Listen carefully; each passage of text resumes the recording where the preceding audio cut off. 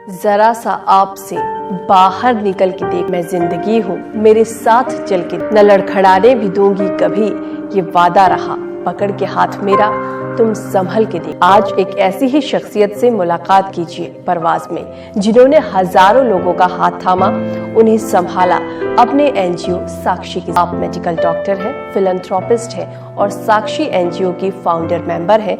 मुलाकात कीजिए doctor Mridula Tandon. Welcome है आपका हमारे इस प्रोग्राम में। Thank you so much.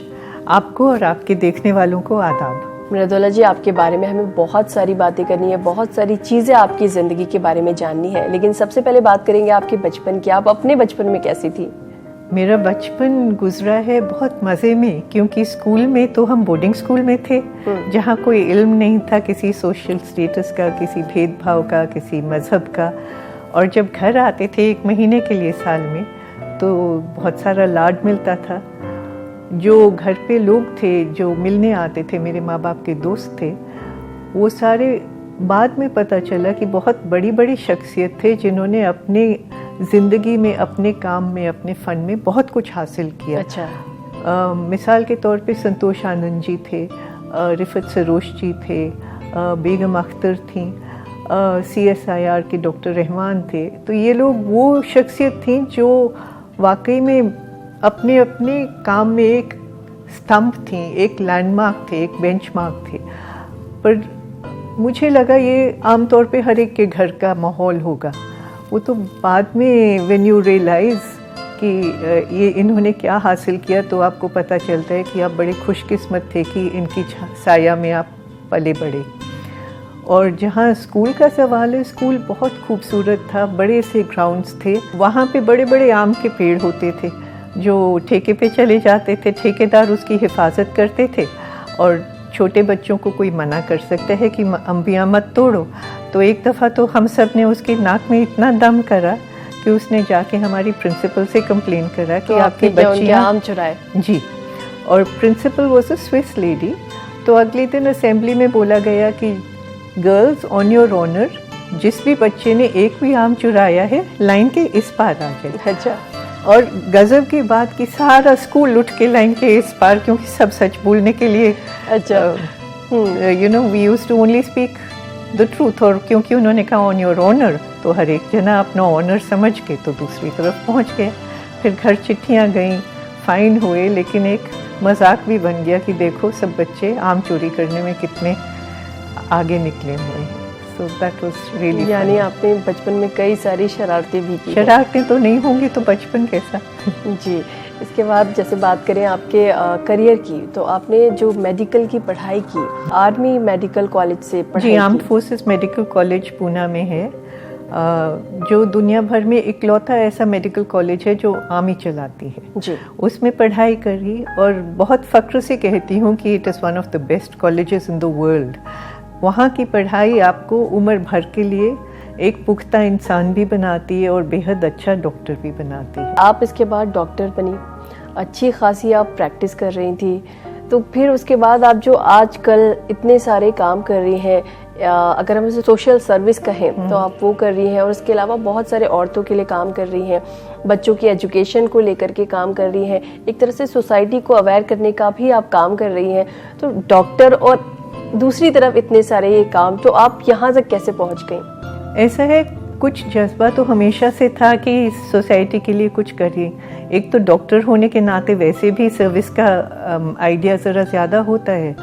और जब हम निकल के आए अपने मेडिकल कॉलेजेस में से और दुनिया में जो सिविलियन हालात हैं उनको देखा, तो लगा कि कहीं ना कहीं भेदभाव है जो होना नहीं चाहिए। तब तक मुझे कभी किसी ने ये नहीं कहा था कि तुम लड़की हो इसलिए तुम्हारे लिए ये मुमकिन नहीं है। वो पता चला जब आर्म्ड फोर्सेस मेडिकल कॉलेज से पढ़ाई ख़त्म करके सिविलियन कॉलेज में आए, लेडी हार्डिंग में हाउस जॉब किया, उसके बाद कलावती सरन चिल्ड्रंस हॉस्पिटल में पीडियाट्रिक सर्जरी करी। अच्छा। तब पता चला कि जो पेशेंट्स हैं, छोटे छोटे पेशेंट्स, उनके यहाँ पे जिस तरह से ट्रीटमेंट होता है, जो समाज है वो औरत को उस कदर तक नहीं ला सकता जहाँ तक कि आप सोचते हैं कि औरत कुछ भी कर पाएगी। हर जगह उसके लिए एक बंदिश है, एक बाधा है एक लकीर खींच दी गई है कि तुम इतना ही कर सकती हो, इससे आगे तुम्हारे अंदर कोई क्षमता नहीं है। जबकि बात यह है कि हर इंसान के अंदर वो क्षमता होती है। ऊपर वाले ने आपको सब कुछ दिया है, और जो सोसाइटी है वो उसमें आपको जेंडर के हिसाब से बांट देती है। औरतों के ऊपर हुए बहुत सारे जो जुल्म हैं उन पे बात करनी पड़ती है। एक निर्भया कांड हुआ था, उसके बारे में एक दिन मैं स्टेज पे बोल के जब घर आई तो एक शेर सुना जो बहुत मुझे दिल तक छू गया कि यही कहना चाहती हूँ। मैं 4 घंटे बोल के भी वो नहीं कह पाऊँगी जो 2 लाइनें एक शायर कह गया है। सुनिए। सर उठाए फिरते हैं दरिंदे हर सू, सर उठाए फिरते हैं दरिंदे हर सू, सर झुकाए इंसान नज़र आते हैं। आप अगर सोचें तो जिन्होंने वो काम किया वो सर उठाए फिर रहे थे सारी दिल्ली में उस वक्त, और जितने लोगों ने सुना और उनमें इंसानियत थी उनके सर अपने आप झुक गए थे शर्म से। तो शायरी में वो ताकत है जो इंसान को हर चीज़ सोचने पे मजबूर भी कर देती है, और समाज में जो भी हो रहा है शायर उसकी तरफ इशारा भी कर सकता है, उसे सुधार भी सकता है। तो अब जैसे हम जो करते हैं अपनी संस्था में काम, साक्षी में, अब भी मैं जाती हूँ जिन जगह पे, वहाँ पे महिलाओं को दहलीज के बाहर आने की इजाज़त नहीं है बिना किसी मेल मेंबर के, चाहे बच्चा ही हो, उसकी नाक पे वो बहन ही नाक पूंछेगी लेकिन चलेगा साथ में भाई। अच्छा। सो ऐसी जगह पे जाके जब आप काम करते हैं, आप चाहते हैं कि उनकी मदद भी करें, पर आप ये भी जानते हैं कि उनको उसी समाज में रहना है, तो समाज के साथ चलते चलते काम करना है, समाज की सोच बदलनी है।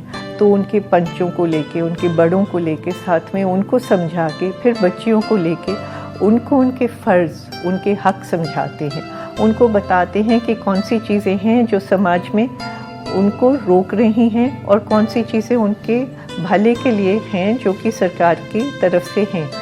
So if they know what they have, एक तरह से नॉलेज एम्पावर करती है उनको समझ में आता है कि ये स्कीम्स हैं, अगर हम इनके लिए अप्लाई कर देंगे हमें वजीफ़ा मिल जाएगा, या हमें आगे पढ़ने की क्षमता बढ़ जाएगी, या हमें कहाँ से राशन कार्ड मिलेगा। ये चीज़ें उनको तभी पता चलेंगी जब कोई उनको बताएगा, क्योंकि वो तो घर के अंदर रह रही हैं, उनको कौन बताने वाला है। उनको जब पता चलता है, इसी तरह से समाज में जो सर्विस का जज्बा है वो मुझे धीरे धीरे समझ में तो आया कि क्या करना है, लेकिन जज्बा हमेशा। जैसे आप बता रही कि आपने मेडिकल कॉलेज से अपनी पढ़ाई पूरी की, उसके बाद अपनी प्रैक्टिस आपने शुरू की, डॉक्टर बन गई, तो ज़िंदगी एकदम ठीक ठाक चल रही थी।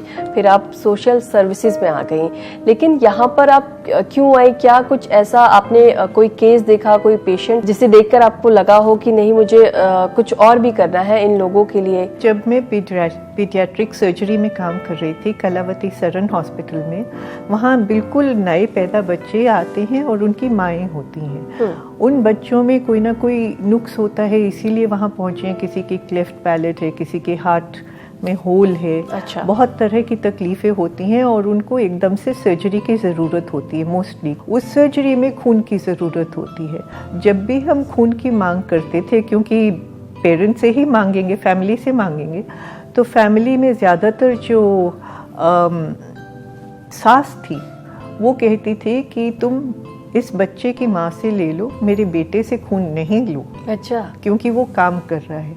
और हमें हैरानी होती थी कि a newly born child with a woman who has just delivered, आप मुझे कह रहे हैं कि उस औरत से खून लीजिए जो अभी अभी एक बच्चे को पैदा करके आई है। तो हम लोग खुद ही खून दे देते थे, सारे जितने डॉक्टर्स और नर्सेस थी। लेकिन ये तकलीफ़ होती थी कि उस जगह पे उसकी सास उसका दर्द समझने के बजाय कह रही है कि इस औरत से खून ले लो, उसके बेटे से, उस मर्द से खून ना लो जिसमें की सक्षमता है खून देने की। तो जब प्रैक्टिस भी करने लगी तो एक हिस्सा मेरी प्रैक्टिस का बहुत बड़ा ये था, जिसमें मैं एक सेवा नाम की संस्था है ईला मैगस जी की, उनके साथ काम करती थी। और वो पुरानी दिल्ली में काफ़ी काम था उनका, वहाँ जाती थी, उनके साथ इसलिए काम करती थी क्योंकि वहाँ भी डॉक्टरों तक जाना उनके लिए मुश्किल हो जाता था, दवाइयाँ लेना भी इक्वली ख़राब था। तो जैसे जैसे तजुर्बा आता गया और ये मालूम हुआ कि ऊपर वाले ने हमें इतना कुछ दिया है कि ज़रूरी नहीं है कि हम खाली वहाँ पे क्लिनिक में बैठें और पेशेंट की इंतज़ार करें, तो I started working more and more in the social sector. इतने में हमारे मेरे जो डैड थे वो WHO में थे, पहले dean of medical faculty in Delhi university थे। वो लौट के आए, उनके साथ मिलके मैंने साक्षी की शुरुआत करी। उनका कहना था कि अगर हमारे पास कोई तजुर्बा है, कोई ख़ास तरह की नॉलेज है और उससे हम मदद कर सकते हैं, तो ये हमारा फ़र्ज़ बनता है कि ऊपर वाले ने इतना कुछ हमें दिया है, उसको हम आगे तक लेके जाएं। लेकिन आप ऑलरेडी इतना बिज़ी रहती थी अपने जॉब के साथ, तो आपको लग रहा था कि मैं ये जो सोशल सर्विस की बात कर रही हूँ, साक्षी NGO आपने शुरू किया, उसके साथ आप जुड़ी, तो आपको लग रहा था कि आप उसमें भी टाइम दे पाएंगी या कुछ कर पाएंगी? डेफिनेटली ये काम मेरे लिए काम नहीं था, ये एक पैशन है, एक शौक़ है, इसमें मज़ा है, इसमें एक तरह से संतुष्टि है, सुकून है, तो ये तो करना तो ज़रूरी था। आपका ये जो NGO है साक्षी, इसमें आप कई तरह के प्रोग्राम्स भी चलाती हैं। कई प्रोग्राम्स औरतों के लिए हैं, कई प्रोग्राम्स बच्चों की एजुकेशन के लिए हैं। इसके अलावा और कौन कौन से प्रोग्राम्स हैं? साक्षी एक होलिस्टिक ग्रासरूट्स NGO है, जिसका मतलब है कि जब हम एक बच्चे की उंगली थामते हैं, उसको एक सपना दिखाते हैं कि जो तुम कर रहे हो, जहाँ तुम हो, हम अगर तुम्हें अपने साथ लेके चलेंगे तो तुम्हारी ज़िंदगी के लिए हम एक बेहतर सपना तुम्हें दिखा रहे हैं। बाद में एक प्रॉपर सेल्फ अर्निंग सिटीज़न बन के अपने पाँव पे खड़े रहोगे। तो उस बच्चे को हम आंगनवाड़ी चलाते हैं, बालवाड़ी चलाते हैं, नॉन फॉर्मल एजुकेशन चलाते हैं, जिसमें वो बच्चे जो स्कूल में से ड्रॉप आउट हो गए हैं या कभी स्कूल नहीं गए, उनको लेके आते हैं। उन बच्चों को अगर आप लेके आते हैं और उनको सिखाना चाहते हैं, तो आपको पता है कि इनको डांट के तो नहीं सिखाया जाता, तो बहुत सारे ऐसे तरीके हैं जिनके उनको खेल खेल में सिखाते भी जाते हैं और उनमें तमीज़ भी आ जाती है कि बैठ के किस तरह बोला जाता है, किस तरह से हम पढ़ाई करते हैं, दूसरों के साथ कैसे अच्छा व्यवहार करते हैं। 1 साल के अंदर वो इतना सीख जाते हैं कि अगर आप उनको असेस करें और ग्रेड करें, तो फिर आप जान जाएंगे कि ये रेगुलर स्कूल में कौन सी क्लास में जा सकते हैं। तो उस क्लास में हम गवर्नमेंट स्कूल में उनका दाखिला करवा देते हैं। इसके अलावा आप कुछ पंचायत भी लगाते हैं, खासकर औरतों के लिए? कम्युनिटी में महिला पंचायत लगाते हैं। बड़ी मज़े की बात है कि वो औरतें जो सोचती हैं कि हमको तो कुछ नहीं आता, हम तो पढ़ी लिखी नहीं है, हमें तो कुछ भी नहीं करने के लिए कोई इजाज़त देता, जब आप उनके साथ काम करने लगते हैं, उन्हें समझाते हैं कि उनका फ़र्ज़ क्या है, उनके हक़ क्या हैं, सरकार की तरफ से उनके लिए कौन कौन सी उपलब्धियाँ हैं, तो धीरे धीरे जब वो समझने लगती हैं तो बहुत सारे वो भी प्रश्न करती हैं, दिमाग की सोच दूर तक फैलती है। और एक मैं एग्ज़ाम्पल दूंगी, एक हमारे तंजीम ऐसी चलती है, कुएं वाली मस्जिद करके एक गांव है महरौली में, वहाँ पे मर्जिना नाम की एक लेडी होंगी, कोई अबाउट 60 ईयर्स ओल्ड। उनके साथ जब काम शुरू किया तो वो कहती कि मेरे पास तो कुछ भी नहीं है और मैं कुछ कर नहीं सकती। आज वही मर्जिना उसी जगह पे कम्युनिटी लीडर भी है, उसे पता है कि पुलिस को किस तरह बुलाया जाए, उसे पता है कि कौन कौन सी धारा लगती है अगर लड़का औरत को छेड़ देगा, उसको ये पता है कि कौन सी चीज़ कहाँ पे घुमाई जाए, किस तरह से CM को भी बुलाया जा सकता है। And I will tell you this कि अभी पीछे मैं गई 10 साल से उस गांव में काम कर रहे हैं, तो ब्यूटी पार्लर भी वहाँ चलाते हैं हम, जिसमें लड़कियों को सिखाते हैं मेकअप एंड हेयर ड्रेसिंग। उसमें एक बच्ची को ब्राइडल मेकअप करने के बाद सब लोग जा रहे थे, तो मैंने कहा बिटिया आप ये जो जा रही हैं कुछ ओढ़ के जाएंगी? तो दूसरी बोली क्यों ओढ़ के जाएगी? तो मर्जिना सुन रही थी, वो भाप गई मैं क्या कह रही हूँ। कहती मैडम जी अब ये वो गाँव है ही नहीं जहाँ आप आई थी, अब रात के किसी भी वक्त यहाँ पे हमारी बेटियाँ जाती हैं, घूम सकती हैं, कोई इनको रोकता टोकता नहीं है, कोई छेड़छाड़ नहीं करता। बहुत अच्छा लगा सुन के कि अगर आप एक सोसाइटी में थोड़ी देर काम करें, उनको समझाएं कि कौन सी चीज़ें हैं जो आपके फ़ायदे के लिए हैं, तो ना केवल औरत की ही ज़िंदगी बदलती है, उस समाज की ज़िंदगी बदलती है, उसमें लोग अच्छे से रहना समझ जाते हैं, एक दूसरे का भलाई करना जानते हैं। जी, that is one of the things जो हमारी महिला पंचायत के थ्रू होता है। उसके अलावा हमारी दिल्ली कमीशन ऑफ विमेन के साथ एक महिला हेल्पलाइन चलती है। बिल्कुल जी। उसमें दिल्ली में कहीं भी कोई औरत किसी भी दुविधा में हो 181 अगर वो डायल करे तो कॉल सेंटर महिला आयोग रन करती है, दिल्ली का महिला आयोग। वहाँ से जो एनजीओ उसके साथ संबंधित है डिस्ट्रिक्ट के साथ, उनके पास वो इन्फॉर्मेशन चली जाती है कॉल कहाँ से आई जी, और उनको जाना पड़ता है देखने के लिए। तो हमारे पास आज की डेट में 40 पुलिस डिस्ट्रिक्ट हैं दिल्ली में, जहाँ हमारे महिला वर्कर्स जाती हैं।